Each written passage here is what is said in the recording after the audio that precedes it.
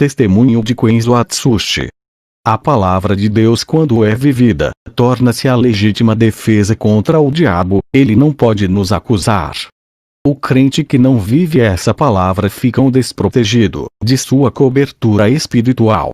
A palavra de Deus tem suprido o meu espírito, e me dado força para vencer as provas. Jesus tem cuidado de mim, como uma criança recém-nascida. Todo o meu crescimento espiritual foi concedido pelo Espírito Santo. Ele tirou toda a maldade do meu coração, me libertou de todo o pecado que me impedia de eu crescer espiritualmente. Ele purificou a minha alma, e o meu Espírito Santo fertilizou o meu interior com a sua palavra, e fez germinar os frutos espirituais. Essa semente que cresceu em meu coração tem dado bons frutos, e vem amadurecendo a cada ano. Isso explica que eu estou em processo de transformação. Fui para a cidade de Bogotá, Colômbia, pregar a palavra. Fiz uma campanha em um bairro pobre. Em uma igreja pequena, fiquei preocupado com aqueles irmãos. O seu pastor disse que os irmãos já não são mais os mesmos, perderam o calor espiritual. Já não pregavam mais como antes, e aceitaram viver nessa situação de pecado. Alguns dessa igreja saíram em busca do calor que perderam, e foram para outros ministérios. O defeito não está na igreja, está em suas atitudes. Eles decaíram na fé, estão à procura de igrejas que acendam suas chamas. Jamais encontraram essa chama em outras igrejas, se não se arrependerem de seus pecados. Se buscarem ao Senhor, se arrependendo de seus pecados, aquele galho seco irá enverdecer, e suas folhas cairão e nascerão outras novas. Os galhos florescerão igual às flores da vara de Arão, provando que ele era santo e capacitado para ser escolhido. Um galho seco não tem o Espírito Santo, está sedento de Deus, e procura meios para matar essa sede. Não tem consolador que possa encher-te, está morrendo espiritualmente. Se Jesus é a vida, e o crente está morrendo, é sinal que ele está longe da fonte da vida que mata a sua sede. Muitos dizem: você não tem medo de ser assassinado por aquilo que fala. Eu disse: a minha segurança não é confiar em mim, mas naquele que me deu a vida. Somente ele é que pode tirá-lo. Tenho convicção que ele é comigo, e me livrará de todo o mal. Quando terminei de falar, entrou um homem com a arma na mão, e disse: prove que você é de Deus, morrerá por ele hoje. Se quiser viver, negue o seu Deus. Eu disse: Satanás, escuta aqui, esse território não é seu, perdeu. A partir de hoje, eu declaro a sua derrota. O rapaz apontou a arma e disse: hoje tu vai morrer. Eu disse: pode atirar, da sua arma não sairá nenhuma bala. A minha vida pertence a Deus. A chave da morte está nas mãos de Jesus, somente Ele pode me matar. Quando eu comecei a falar essas palavras, aquele rapaz caiu endemoniado para trás. Ele estava se tremendo, parecendo que estava em convulsão. Eu expulsei os demônios, eram legiões que estavam naquele corpo. O pastor daquela igreja disse: esse rapaz não é o primeiro, entrou outros aqui, e fechou a igreja. Você é o primeiro a bater de frente. Eu orei por aquele rapaz e ele aceitou a Jesus. Continuei falando: Deus tem segurado em minhas mãos, e tem me guiado, e me cerca com a sua muralha de fogo, que me serve de fortaleza. Perto dele estou tranquilo. Nele tenho segurança, e estarei livre do perigo. Estou em suas mãos, não posso cair. Estou preso nele e me seguro nele. Não posso me dobrar diante do pecado, nem ceder para os meus desejos. Permaneço leal a ele, e firme em sua presença. Ele tem me tirado do sufoco espiritual, tem tapado minhas fraquezas, tem me estruturado em sua palavra. Ter restaurado as trincas desse templo, e consertado minhas colunas quebradas, para que esse templo não vá ao chão. O pecado tentou entrar nesse templo e destruí-lo. O selo do Espírito Santo impediu que o pecado entrasse em mim, e lacrou as portas desse templo. No outro dia de pregação, o pastor estava pregando. O rapaz entrou com a faca nas mãos, para matar o pastor. O pastor ficou apavorado. Eu entrei no meio, e disse em nome de Jesus, tu está paralisado.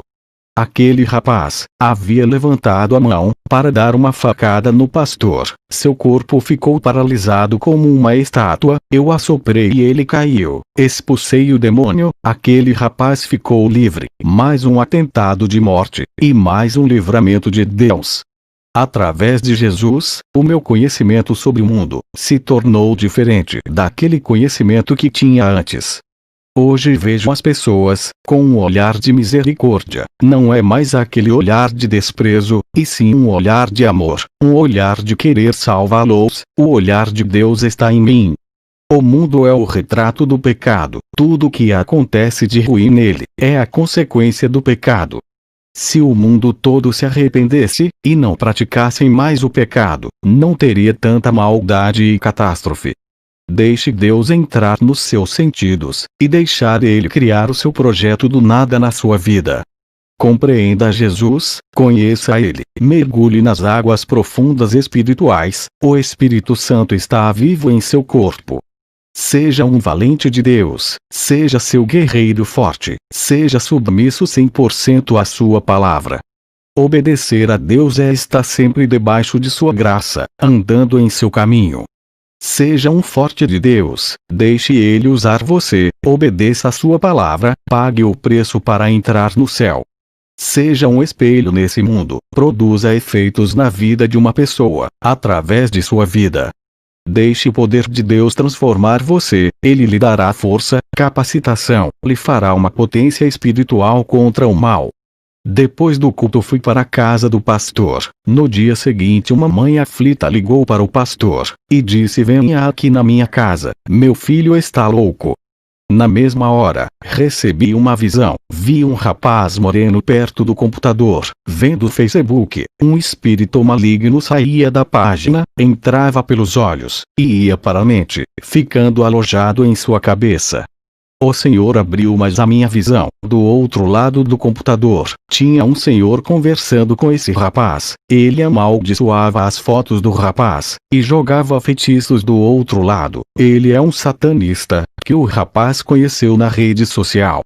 Fui na casa do rapaz, que estava louco. Expulsei o demônio, contei para ele não usar mais o Facebook. Ele disse que não iria mais usar, e se converteu ali mesmo. Fui ministrar em outra igreja, e foi revelado o estado daquela congregação. A mensagem para aquele lugar foi sobre as paixões do mundo que domina a cabeça.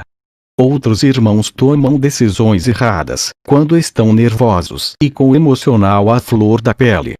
Tudo isso tira a razão, deixa eles irracionais, sem equilíbrio mental, indomáveis e explosivos.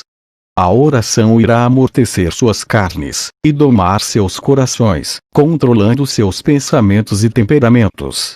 Muitos ali estavam sendo enganados pelos falsos profetas, por não saber a palavra de Deus. Eles não tinham entendimento da palavra, eram ouvintes e não praticantes. Eles não deixavam o Espírito Santo lhe usarem, não deixava ele comandar a ministração e conduzir. Eu exortei eles a se prepararem, examinar suas vidas, se corrigirem, obedecer o chamado, não fazer suas vontades, e fazer aquilo que Deus quer. Sejam um instrumento nas mãos de Deus, sejam úteis para o trabalho de Deus. É tempo de plantar, para que Cristo venha colher seus frutos. Seja um agente para a execução do trabalho de Deus. Deus lhe dará recursos celestiais para alcançar almas. Quando a igreja terminou, fui embora para onde eu fui hospedado. Ao chegar lá, dobrei o meu joelho, orei sem cessar até as 4 da madrugada. Senti meu corpo explodir de unção, uma eletricidade tomou conta de mim, caí com o rosto no chão, meu espírito saiu. O anjo Gabriel desceu até o meu encontro, ele disse: Quenzo está preparado por mais uma experiência. Eu disse: estou. Subimos ao céu, o portão celestial se abriu, entrei para dentro do paraíso. Que saudades voltar para esse lugar. Os anjos do céu me receberam, eu não sabia, mas o meu nome era popular no céu, pelas obras que eu fazia na terra, e pela vida que eu vivia na terra. Os falsos profetas, apesar da fama na terra, seus nomes não são citados no céu. O anjo me disse: Satanás quer destruir a igreja através do pecado. Diga para eles rejeitarem o mundo que Satanás lhe oferece. Digam para matar a vontade da carne e seus desejos do coração. Aqueles que estão em Cristo vivem uma vida santa, nenhum mal lhe atingirá, nem feitiçaria pode te fazer mal, pois a santidade é sua armadura. Diga para a igreja fazer obra de caridade, ajudarem os oprimidos, e aqueles que necessitam. A pessoa que você ajuda hoje, pode lhe ajudar amanhã, se tiver gratidão. Diga para eles ajudarem sem esperar nada em troca, sejam generosos e não interesseiros, a retribuição virá de Deus, seja na terra ou no céu. Jesus disse: meu servo tu sempre teve dúvidas sobre a salvação de Salomão, hoje irei revelar a ti onde Salomão se encontra. Eu e Jesus começamos a andar nas ruas de ouro no céu. Passamos perto de edifícios de ouro, que são as casas dos santos. Eu vi homens jovens com seus corpos resplendorosos. Eu vi Isaque, Jó, Sansão e Elias. Continuamos a andar e vi Maria Madalena, Ana e Isabel. Elas estavam lindas e seus rostos refletiam a glória. Chegamos em um lugar, onde vi o rei Salomão. Suas vestes brancas refletiam o branco da justiça. Também vi Tiago e João Batista, todos estavam felizes, com sorrisos no rosto. Continuamos a andar, o Senhor disse: Kenzo, aquele é a sua casa. Ao olhar eu vi um grande prédio de ouro. Depois entramos na sala das coroas, o Senhor me mostrou a minha coroa. Também vi as minhas vestes brancas, a qual eu vou me vestir quando for morar lá. Vi os meus galardões, que eu ajuntei na terra, através do meu trabalho para Cristo. Jesus me disse: estamos em um tempo, onde muitos estão famintos espirituais. Eles não sabem como se alimentar, e procuram prazeres no mundo, e não conseguem suprir suas necessidades espirituais, com aquilo que é passageiro. O pecado pode alimentar a carne, não o espírito. E nada adiantará, pois o espírito se alimenta de mim e de minha palavra. Outros procuram falsas religiões, e se alimentam de demônios e de pães imundos. Eles bebem das fontes de águas sujas e poluídas. Tudo isso causa mal-estar espiritual. Digam para a minha igreja, se esforçar na minha doutrina pura e santa, sem contaminação com filosofias vãs e teologia falsas. Muitos bispos e apóstolos tiveram suas mentes cauterizadas pela teologia, não têm experiência com Deus, vivem mortos na letra, sem direção da minha verdade, apenas se baseiam em suas opiniões e em pensamentos teológicos diferentes um do outro. Eles procuram a verdade em teologia dos homens, não procuram a verdade em mim, eu quero habitar nele através de meu espírito. Esses homens misturam a verdade de Deus com opiniões teológicas. Eles oferecem para as pessoas famintas uma meia-verdade e meia-mentira. Eles não procuram ter uma experiência com Deus, e estão ligados com o mundo. São apenas estudiosos acadêmicos, não são praticantes, conhecem um Deus nos livros de teologia, não me conhecem como pessoa.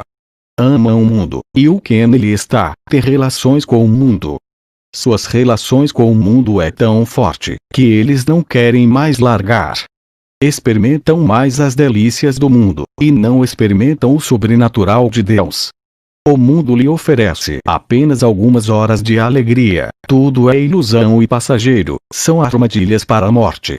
Estão aliançados com o mundo, são como ratos, atraídos pelo cheiro da comida e caem na ratoeira da morte, armada por Satanás. Depois eu voltei para a terra, e fui para a igreja a ministrar.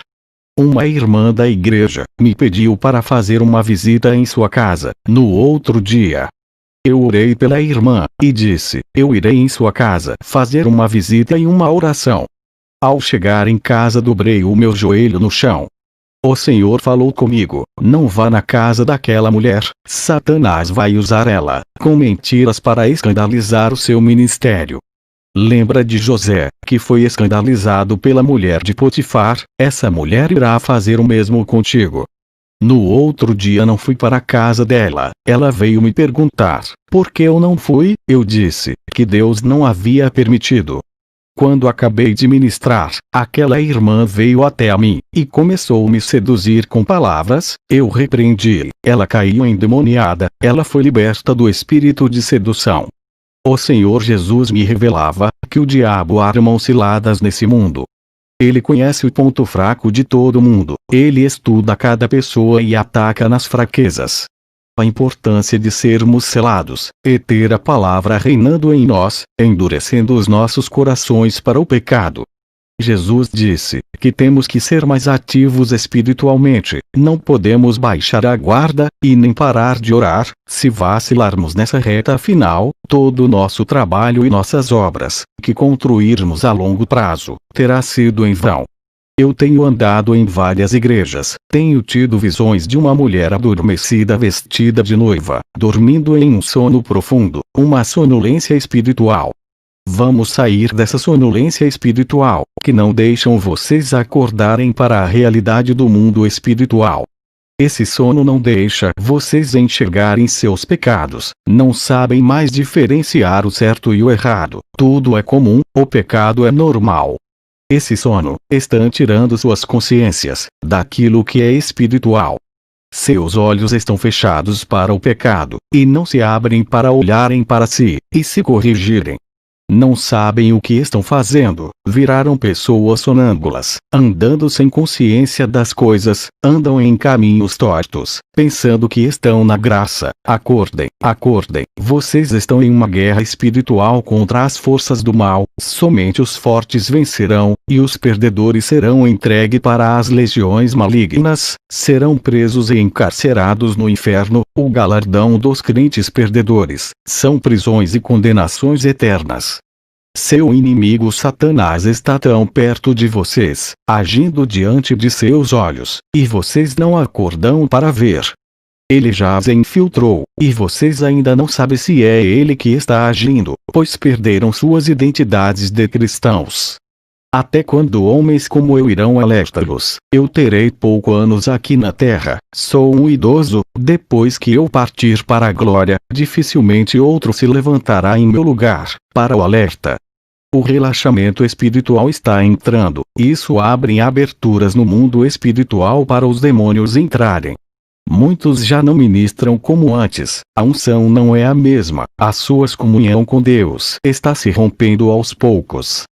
Eles precisam de um renovo espiritual, busquem o avivamento do Espírito Santo.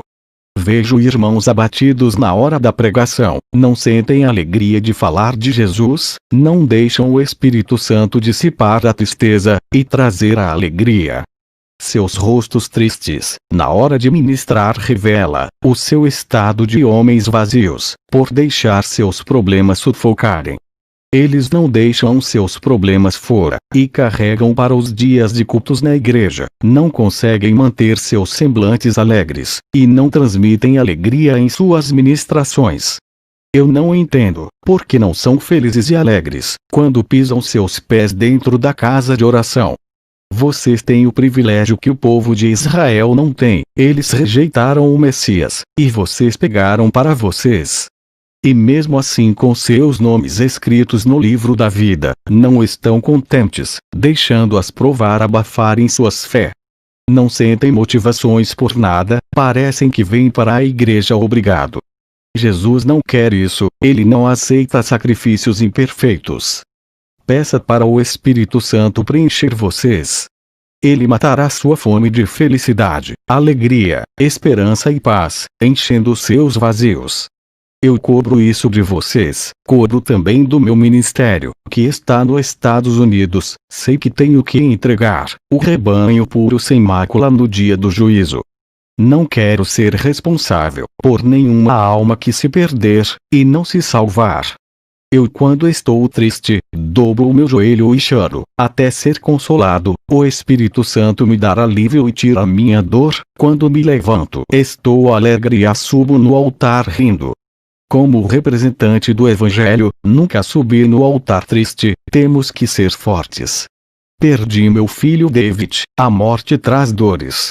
Nem tudo que perdemos é um mal, pois a perda representa transformação, isso muda o coração em relação à vida.